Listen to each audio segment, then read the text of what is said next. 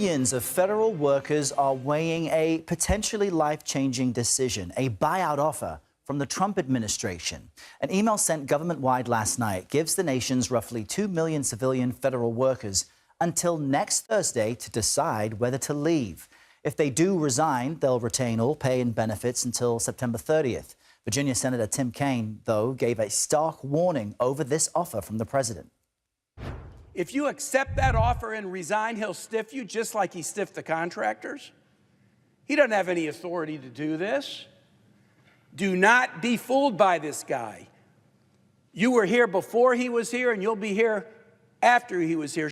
Flood the zone. In the second week of President Trump's second presidential term, the usual blitzkrieg of controversy, truth, and falsehoods were characteristically present. But as I was picking apart the truth from the noise, one piece really stuck out, which was Trump's efforts to drastically shrink the size of the federal law enforcement agencies, or in other words, efforts to defund the police. Before we dive in, if you enjoy this video and want to support the channel, don't forget to click the like, subscribe, and alert bells before you go. Your support means a lot, and it also helps promote these progressive messages to the YouTube algorithm, which helps its amplification to reach even more viewers. I want to start by saying flooding the information sphere with falsehoods, disinformation, misinformation, and truth is not uncommon in authoritarian regimes, and calling Trump an authoritarian is above any reproach since he still has not given up the consent of Americans after losing in the 2020 election, whereby making him a tyrant by Aristotelian definition. I'll provide a link to the excerpt from Aristotle's book titled Politics that refers to it. Authoritarians and propagandists flood the public sphere with an excessive amount of information, including real news, misleading stories, conspiracy theories, and outright fabrications.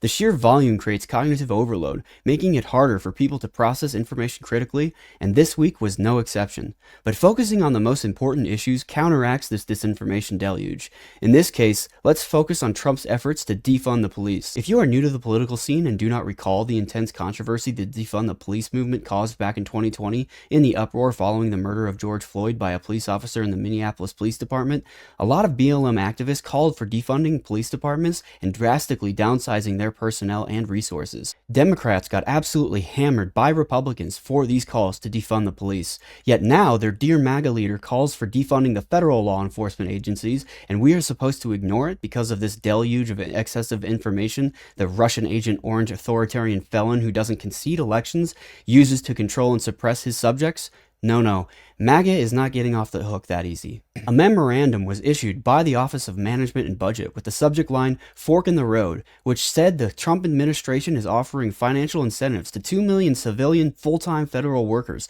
to quit as part of a plan to drastically shrink the size of the U.S. government. Over 135,000 people work for federal law enforcement agencies, and in this email that was sent to the nearly 2 million federal employees, including those working at these particular law enforcement agencies, it was explicitly stated that the goal of this effort was to downsize the majority of federal agencies. This included Trump's new program of deferred resignation that is offering buyouts to all federal employees to help in his effort to shrink the government. In conjunction with this deferred resignation program, President Trump also signed an executive order this week titled Restoring Accountability to Policy Influencing Positions Within the Federal Workforce, which gives him more authority to downsize the federal government at his command. Senator Tim Kaine had a great speech from the floor of the Senate chamber that brought awareness to the fact that Trump is notorious for stiffing contractors that he said he would pay, and that federal workers who are considering accepting the buyout from Trump should know he will likely not follow through. Trump has long been accused of being an agent of foreign adversaries to America, whether due to compromising information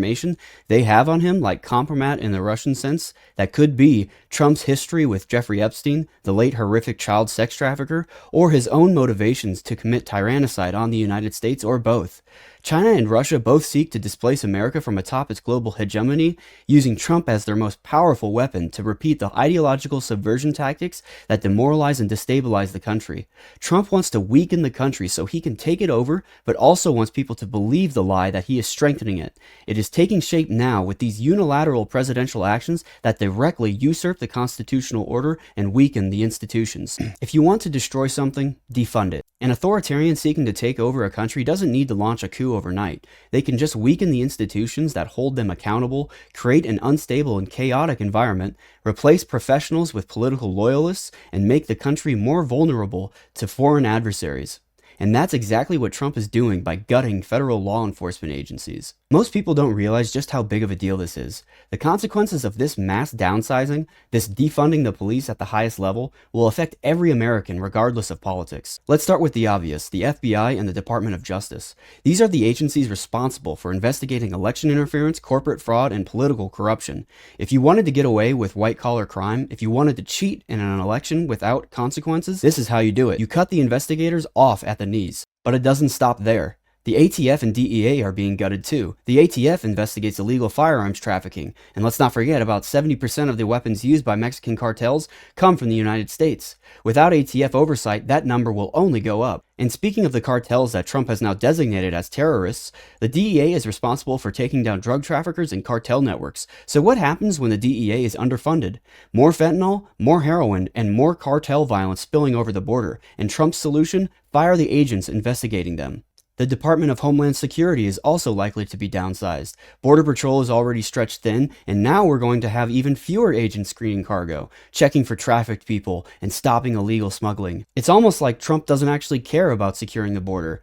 Because what do you think is going to happen when we reduce the number of federal agents stopping drugs and criminals from getting in? And let's not forget cybersecurity. The FBI and CISA, the agency responsible for protecting our infrastructure from cyber attacks, are losing personnel too. Russia, China, Iran, they're all watching this happen in real time, and they're probably thrilled that Trump is making it easier for them to hack our systems and interfere in our elections. Trump's base loves the slogan defund the police, as long as they think it's about liberals trying to cut local law enforcement. But that's not what's happening here. This is the federal police, the agencies that protect us from cyber attacks, organized crime, election fraud, and gun smuggling, and Trump is defunding them. This isn't draining the swamp. This isn't draining the swamp. This is dismantling the very institutions that keep the country stable and safe. And if you weaken those institutions enough, what happens next? In the initial memorandum issued to federal employees, the text was so vague that confusion and chaos abounded. People were panicking that their Medicaid, SNAP benefits, and student loans were being cut. This led to Trump ultimately rescinding the memorandum, but the deferred resignation remained intact. Trump also included the caveat that a few agencies will actually be expanded rather than downsized, but 2 million workers being targeted for deferred resignation makes it unavoidable that most of these aforementioned agencies responsible for the protection of Americans from an unmoored executive branch will be downsized. I know this deluge of information the orange authoritarian uses feels overwhelming, but the strategy to counter it is to focus, not chase every distraction, repeat the truth, and stay relentless. There will be scandals, both consequential and inconsequential controversies, to exhaust people, but most importantly, the key to defeating this ideological subversion and Trump's totalitarian takeover is to not lose faith. These bad actors want you to become hopeless, to give up and become just as cynical as they are, where only might makes right and not the truth. But history shows us that there is serenity and peace in knowing and defending the truth. So stand firm in it and know how resolute it is, because those attacking the truth will unravel when the winds come, while you will be left standing. And as always, stay vigilant, fellow freedom fighters.